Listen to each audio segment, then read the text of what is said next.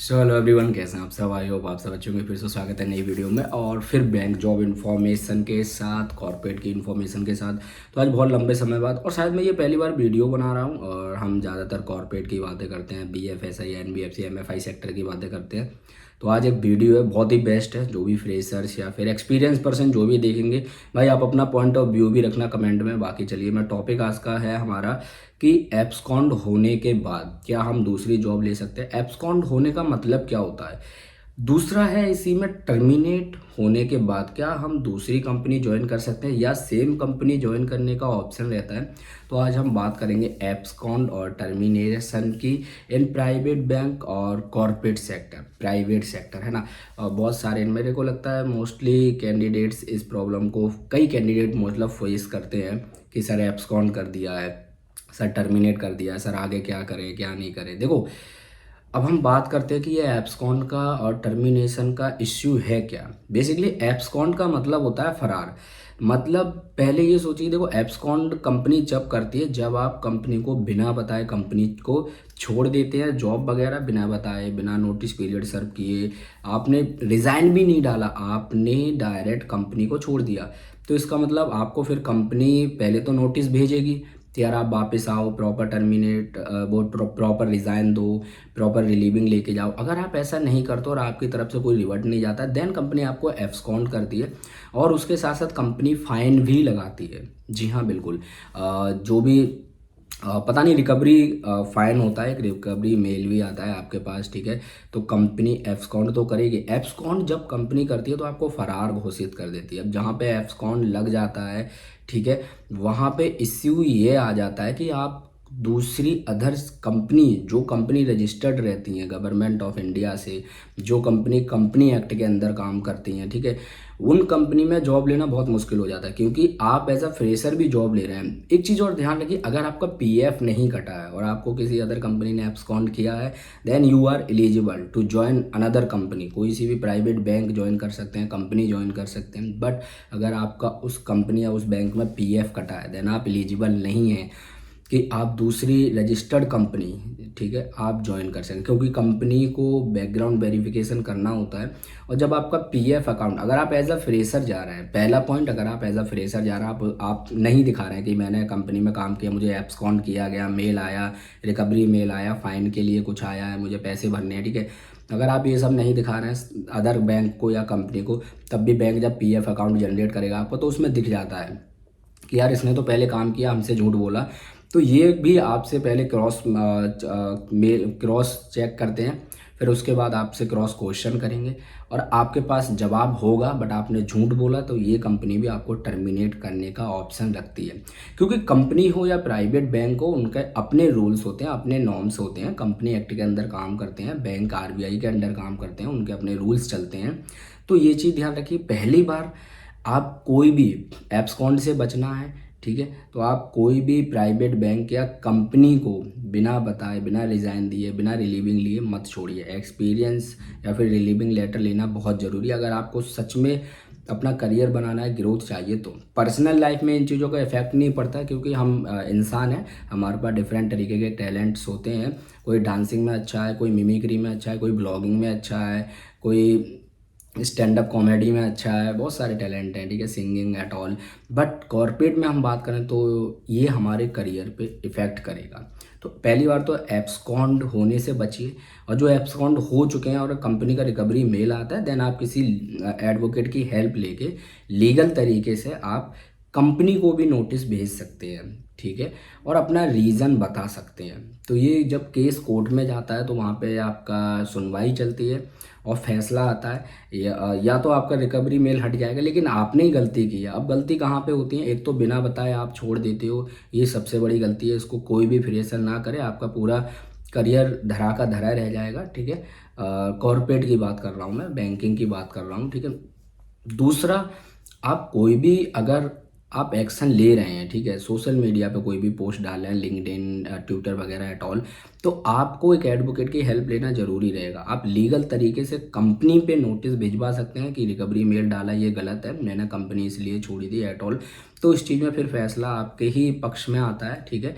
और कभी कभी फैसला कंपनी के भी पक्ष में जाता है अगर आपने डाटा ब्रीच पॉलिसी का उल्लंघन किया है, ठीक है।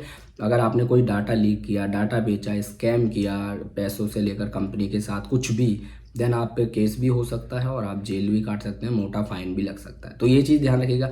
अब हम आते हैं टर्मिनेट पे। देखो एब्सकॉन्ड मतलब फरार, टर्मिनेट का मतलब है कि कंपनी ने सिर्फ आपको निकाला है, ब्लैक लिस्ट किया है अपनी कंपनी के लिए, बट आप एलिजिबल हैं दूसरी कंपनी के लिए। अगर कंपनी आपको टर्मिनेट करती है तो कंपनी से आप रिलीविंग लेने के हकदार हैं, रिलीविंग लेटर लेने के हकदार हैं। अगर कंपनी इस केस में रिलीविंग लेटर नहीं देती है टर्मिनेशन के केस में, देन आप लीगल हेल्प ले सकते हैं किसी एडवोकेट के थ्रू, और कंपनी से आप जितने दिन आपने काम किया आप एक्सपीरियंस लेटर भी लेंगे, रिलीविंग लेटर भी लेंगे, ठीक है। और आप टर्मिनेशन के बाद दूसरे सेक्टर को, दूसरी कंपनी, दूसरी इंडस्ट्री को ज्वाइन कर सकते हैं। आप प्राइवेट बैंक ज्वाइन कर सकते हैं दूसरी, ठीक है। आप कोई भी कंपनी ज्वाइन कर सकते हैं। आप एलिजिबल हैं टर्मिनेशन के बाद। आप सेम कंपनी को, आप टर्मिनेट हो गए मतलब ब्लैक लिस्ट हो गए, सेम बैंक या सेम कंपनी के लिए वही ज्वाइन नहीं कर सकते, ठीक है। अदरवाइज आप दूसरी कंपनी, दूसरा बैंक ज्वाइन कर सकते हैं डियर, ठीक है। और अगर बैकग्राउंड वेरिफिकेशन में कोई कंपनी ऐसा इश्यू करती है कि नहीं आप टर्मिनेट हुए, आपका एक्सपीरियंस ऐसा रहा है, फीडबैक गलत आया है, तो आप उस पर भी एक्शन ले सकते हैं।